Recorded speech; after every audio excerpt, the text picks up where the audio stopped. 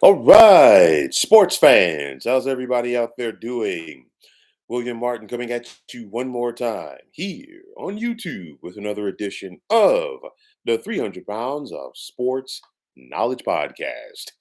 In one of the most shocking trades in NBA history, Luka Doncic is now a Los Angeles Laker, while Anthony Davis is a member of the Dallas Mavericks. That trade went down last night, and when I woke up early this morning and heard the news, I thought it was an April Fool's Day joke that just came 2 months early. Now, in this three-team trade, we saw the Utah Jazz also included in this deal, but of course, the main course, if you will, of this trade is Anthony Davis going to the Dallas Mavericks and Luka Doncic going to the Los Angeles Lakers. Two of the greatest players of this era of NBA basketball are on the move. And you could simply put this under the category of nobody saw this one coming. Now, AD was a big part of that Lakers championship team back in 2020 and was expected to once again be that guy if Los Angeles was going to go out there and make some moves. I expected the Lakers to try to go out there and make a move, but not make a move where they're going to have to part with Anthony Davis. But nonetheless, you look at Luca just last June. He helped the Dallas Mavericks get to the NBA Finals for just the third time in franchise history. And, it looked like Dallas was ready to build off of that and try to run it back and possibly get over the hump and get another championship. But Luca's been out since Christmas Day with that calf injury. He's only played in 22 games so far this season. And of course, that has been something that apparently has been thrown around by the Dallas Mavericks as far as apparently the word on the street is at least that they've gotten tired of Luca's conditioning or lack thereof. We're talking about a guy now that only twice in his 7-year NBA career that he's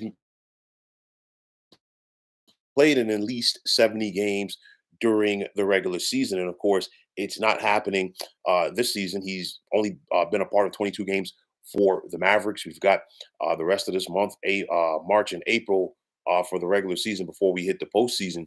But nonetheless, Luca's conditioning, and this was something that was brought up before, and it's not the first time, okay, that has been brought up with the Mavericks. There's reports about his weight ballooning up to 270 pounds. I'm not sure about that.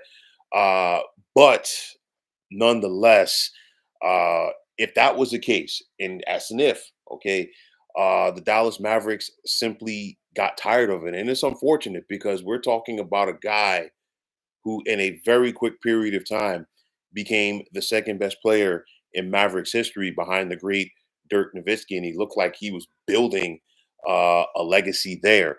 So there's a lot of different ways to come at this, okay? Because I've been talking about it since last year, and I'll say it again. That additional cap apron in the luxury tax is a game changer. Okay. And apparently, the Mavericks were looking to avoid a super max problem with Doncic next summer. And of course, now that he got traded, he's no longer eligible for that super max deal.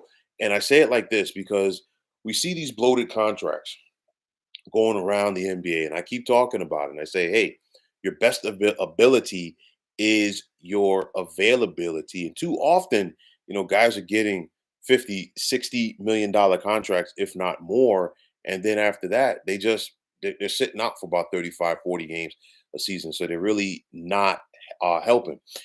Heal at please. I'm gonna try this. Please forgive me if I get it wrong. Heal item four. Okay. Hopefully I got it right. Okay. You're saying did the Mavs try it? Couldn't they get Dirk to talk to him? I don't know if they already did. Okay. But I'm gonna say this. I feel like because it's one of those where I feel like a player of Luka Doncic's skill level. We're talking about a guy who's basically a walking triple double.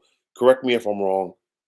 I think he already had one 73-point game in his NBA career.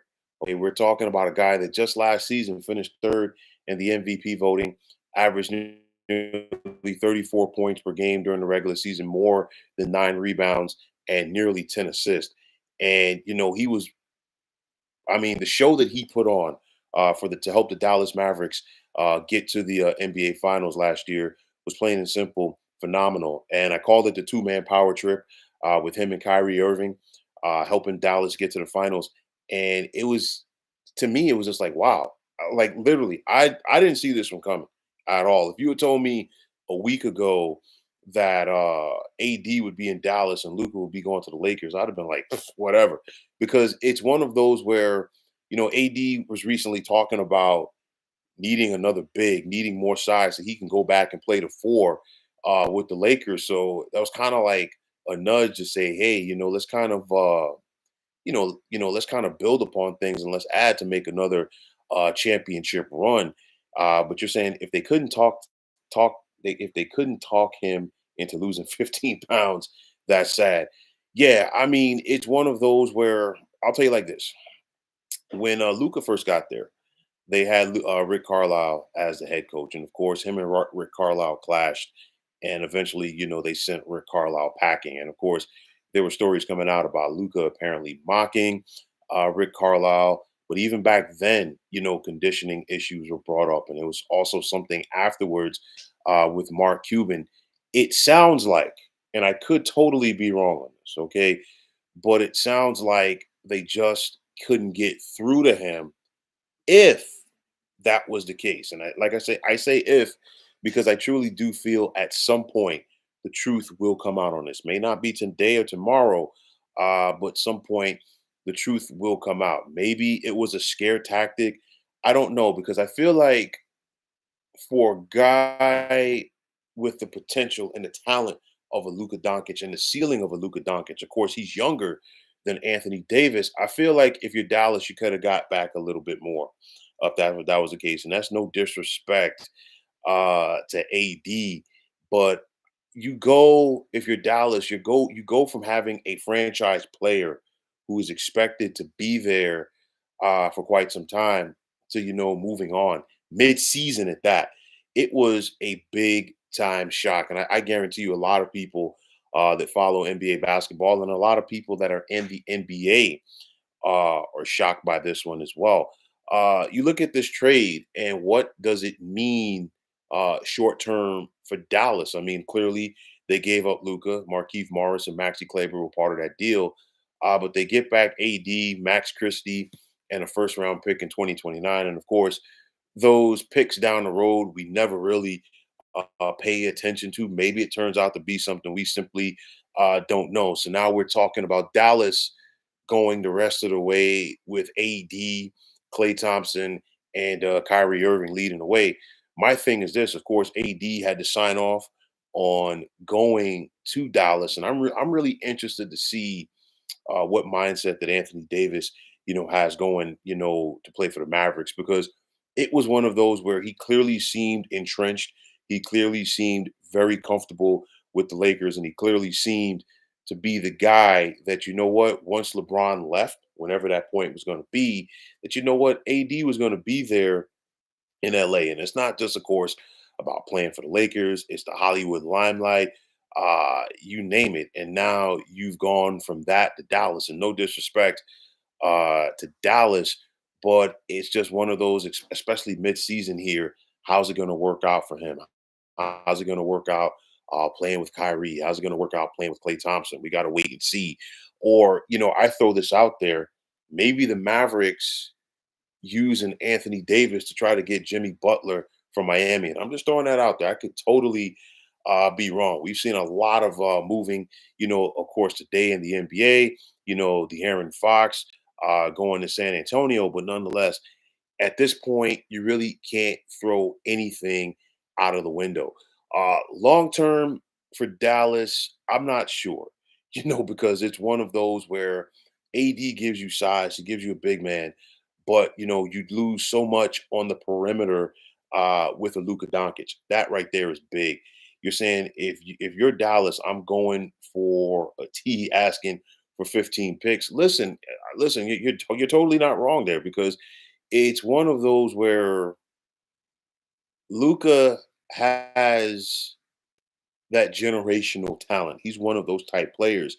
And when he's in a zone, you just sit back, get your popcorn, and enjoy. And of course, we saw that last spring when Dallas got to the NBA Finals, and of course, a couple of years before that when they made it to the Western Conference Finals. But I think short term, I truly think that this could work. You're saying Tatum or Giannis if you're Dallas. Um, I don't see Boston moving Tatum. I don't. I know people have thrown out the rumors about Giannis in Milwaukee. We got to wait and see. I think Milwaukee. That's another team that they fumbled a superstar situation. They panicked after they got bumped in the first round a couple of years ago, courtesy of Miami. And in the process, they traded Drew Holiday, and Drew Holiday was their ball handler. Drew Holiday was their floor general, and that team has not been the same since. So you just have to wonder, just throwing it out there, maybe Giannis gets frustrated at some point, saying, "Hey, listen, I'm taking my ball and I'm going home." But you look at the flip side of this trade for the Los Angeles Lakers.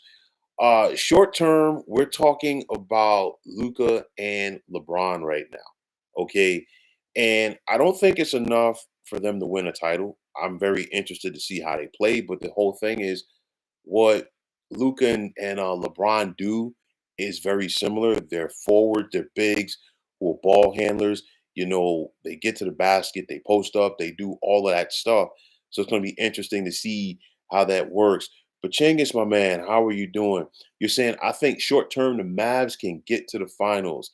Lakers made a business decision. Well, I'll tell you like this because the West in less than 24 hours just got very interesting because we've got De'Aaron Fox going to San Antonio. We've got Zach Levine going to Chicago, pardon me, to Sacramento from Chicago. So now he's going to be back with DeMar DeRozan. How's that going to work out? Okay. But nonetheless, I think San Antonio improves. You've got Wemby, of course. You get De'Aaron Fox, and I don't know all of the details of the trade yet, so I'm not sure who the Spurs, had to give up, but you still get CP3. So you've got something there. And you're looking at the Spurs right now. They're 12th in the West currently. They're going to move up. Okay. I think, and I said this coming into the season, I think Golden State was going to be on the one of the odd teams out because I think their time is come and gone. The Lakers have themselves another finisher in Luca, but what they lose, of course, is the size of Anthony Davis. Okay, because Anthony Davis, when he wants to, if he really wanted to, he could probably block like 4 shots a game. Okay, but you lose that, you lose the post presence, you lose the rebounding of AD, of course. So that's going to change it right there because now you're losing size, especially when you go up against a Denver, for an example. And of course, even with an AD, the Lakers didn't have an answer for Nikola Jokic, just to throw it out there. But you still got OKC, they're a young team. Houston's a young team. Memphis is a young team. Um, it's going to be very interesting right now. I'm not going to sit up there and write the Lakers off. I'm not going to sit up there and write the Mavericks off because Minnesota trading Carl Anthony Towns, just prior to the season, that really pushed them back. Phoenix, can they ever get healthy and figure it out with KD, Booker, and Brad Beal? And of course, everybody's trying to, figure things out under Coach Bud the first year. So, you know what? I'm not going to sit up there and necessarily uh, just dismiss this, but I really want to see how Luca and LeBron, play together. And like I said, I want to see how things work out with AD and Kyrie. I think short term, Dallas could be a problem because you look at Kyrie, and of course, if anybody's watched Kyrie throughout his great NBA career, when he's locked in and focused, just get out of his way. And Kyrie knows how to focus and get locked in the postseason. So now it's going to be more about him on the perimeter. So it's basically get the ball to Kyrie and get out of his way. But you know what? Kyrie at the same time could dish to a guy like AD. AD, can play closer to the basket and get it done. One interesting thing for me from the Mavericks aspect, this was basically all Nico Harrison, their general manager. He basically even kept his head coach, Jason Kidd, out of the loop. Because you look at that press conference, after the deal was announced, and Jay Kidd was basically as surprised as almost the rest of us, about the deal. And usually, with something like that, you're gonna at least keep your head coach in the loop. That was something that the Mavericks simply didn't do about this. They were tight-lipped, and apparently, word on the street is Dallas was the one who reached out to try to get this trade done. It was not the other way around. Of course, the Lakers still did reach out to Anthony Davis and let him know and see if he was going to be okay with things. And you know what? He was. So I'm looking at it like this. Maybe if the conditioning stories are true, maybe, Luca takes it more serious. But again, there has to be more behind the scenes that is not out there for the public as of yet, because you simply don't give up a guy like Luka Doncic just prior to the trade deadline, especially after y'all just got to the NBA Finals last June. Okay, so I want to know what went wrong in the last 7.5 months after Dallas got to the finals for this. That right there is $1 million question, and at some point, the truth will come out. Some people ask, well, you know what? Who won this trade? Um, I like short term. I definitely like it for Dallas. It also, probably gives them a little financial flexibility, maybe. But if you're the Lakers, I like it as well from the standpoint to say, hey, LeBron's not going to be there forever. LeBron probably has what, one, maybe 2 more years. Now you've got an opportunity, if things work out correctly for the Lakers, that you have yourself a building block going forward, and now you have the opportunity to build around Luca. Luca's a star player. No disrespect to Dallas, but the Lakers organization, has been known for their star players over the years, and now maybe, just maybe, he could be the next guy going forward for them. You're saying, was it a smart trade, a 12-year window for a 3-year window? Luca doesn't grow on trees. Listen, you're absolutely right on that aspect. And like I said before, I really, I just want to know what went wrong, you know, between last June and now, for them just to say, you know what, we're moving on from this guy. It's kind of, to me, maybe not the same player, but like the football equivalent of saying, you know what, we're going to trade a Joe Burrow. We're going to trade, a Josh Allen. And we're going to trade a Lamar Jackson for, a veteran quarterback. And you're just like, huh? What? And this is what it kind of feels like. You know, for me, it was all like there was always a trade, and we've always seen questionable trades. We've always seen great trades over the years, this, that, and the third in sports. But one NBA trade that I always remember, and to this day, I still get perplexed about it. 1994, the Atlanta Hawks had the best record in the Eastern Conference.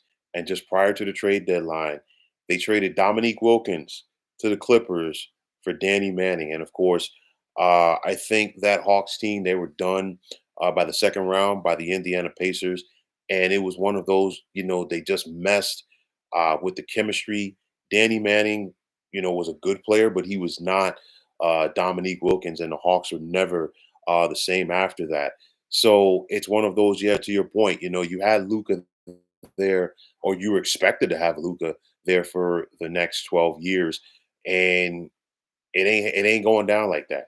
You know, if you had told me a week ago, not to sound like a broken record, but if you had told me a week ago that Luca would have been traded, I'd have been shocked. Because if there was somebody that, had franchise player for playing for one team for the bulk, if not the rest of his NBA career, I would have had it penciled in as Luka Doncic. And I'm going to throw something else out there. Anthony Davis got traded, of course. Luka Doncic got traded. We also saw De'Aaron Fox get traded today. Jimmy Butler is still with the Miami Heat.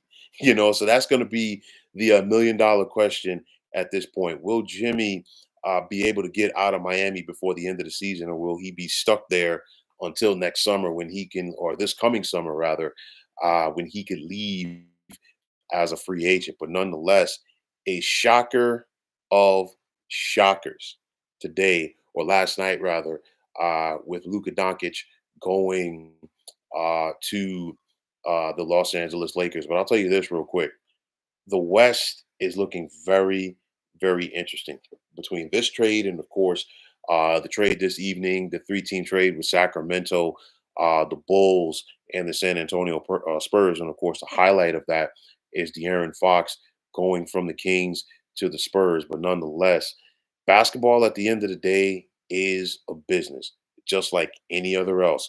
You look at it, and Dallas, the Mavericks, I guess they feel like, you know what, we're trying to protect ourselves long term, and they just tried to cut bait. And you could clearly see that this was a cut bait move because, again, they could have got back so much more for Luka Doncic. Luka Doncic is one of those guys, and if you trade him, you expect to get an AD back and maybe like 3 or 4 first round picks and maybe a couple of other players. But nonetheless, that simply was not the case here. Maybe at some point the truth will come out, but the truth that we definitely know at this point, AD is no longer a Laker. He's suiting up for the Dallas Mavericks, and Luca will be wearing that purple and gold. But folks, that is going to wrap it up. And as always, I want to take this time out to thank each and every one of you for tuning into the 300 Pounds of Sports Knowledge podcast here on YouTube. Heel Adam 4. Please forgive me if I did not get that right. I want to thank you for chiming in. And if you like what you saw and heard on this podcast, please feel free to like and subscribe to this channel. It's definitely appreciated. And while you're at it, please drop in the comment box your favorite NBA team. Okay.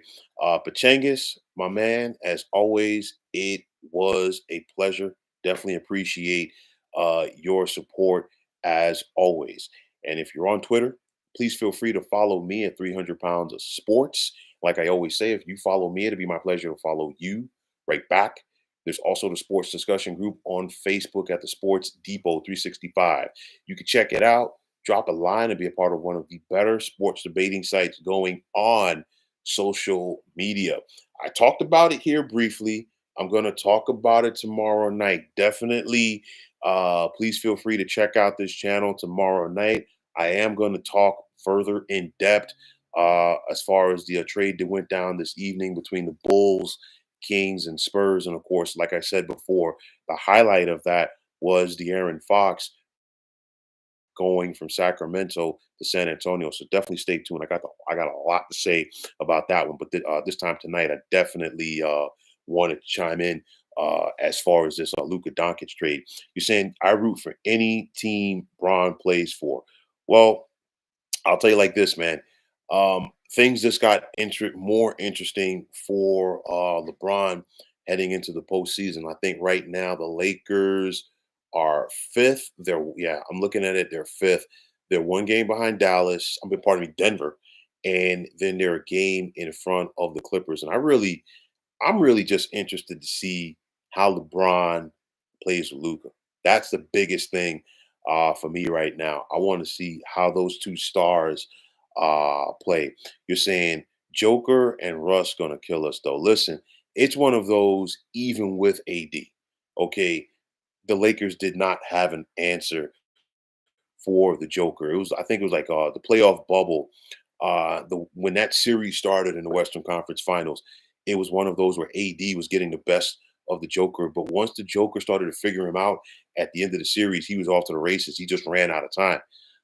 And ever since then, once the Joker figured AD out, he's been off to the races. The last couple of years, when the Lakers lost to Denver in the playoffs, they never had an answer for that man, and that was with Anthony Davis. Now you have no Anthony Davis. I'm totally with you on that one. You're not stopping him. Russ, I think Denver might be the best place for Russ to be. Okay. He gives them that feistiness. Russell Westbrook is always going to give you everything that he has on the floor. And then, of course, we got playoff Jamal Murray and so many others on the Nuggets, even though that they lost KCP. But as long as they can keep Gordon and Michael Porter Jr. healthy as well, they are once again going to be a problem. But like I said, I got plenty to talk about tomorrow about this De'Aaron Fox deal. But nonetheless, fine folks, my name is William Martin. I'm signing off, and I'm saying thanks once again for tuning into the 300 Pounds of Sports Knowledge podcast here on YouTube. Be well, everybody.